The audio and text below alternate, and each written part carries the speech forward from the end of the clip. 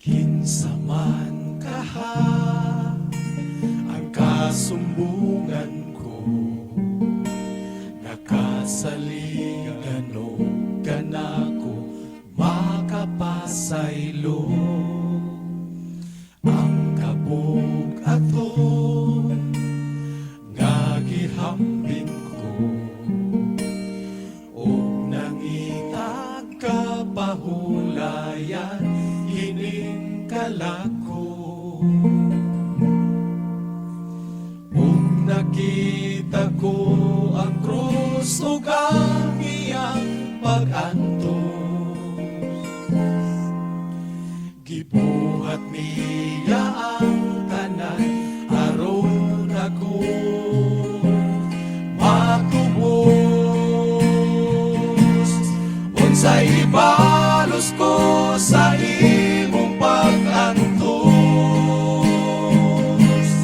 ang pag-atubang kanimo dili tagos.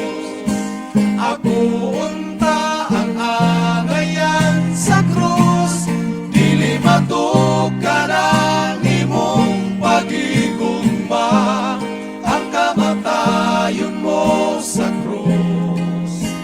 Ako unta ang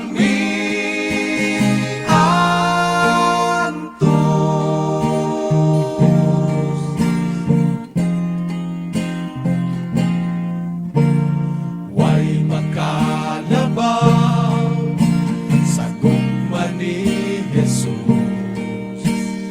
Ang akong pagkamatarong dili magpulos, o sa panahon sa akong paggawa, sa walay pagduha-duha siya magatubang.